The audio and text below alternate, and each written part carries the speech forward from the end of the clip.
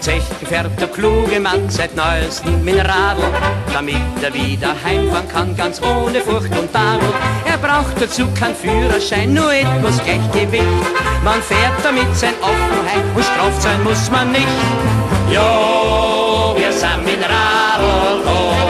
Jo, wir sind mit Radl da. Jo, wir sind mit Radl da.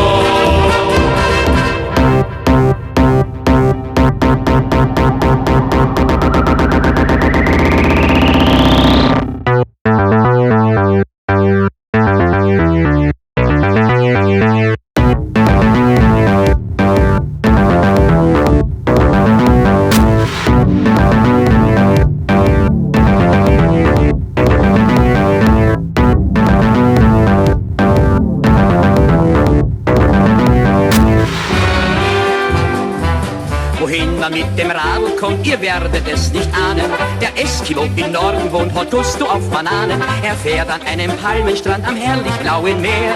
Die Neger rufen ganzer Stadt, wie kommt denn der da her? Jo, der ist mit Radl da. Jo, der ist mit Radl da. Jo, der ist mit Radl da. Jo, der ist mit Radl da. Jo, der ist mit Radl da. Jo, der ist mit Astronaut den Mond betritt ganz langsam und ganz sachte.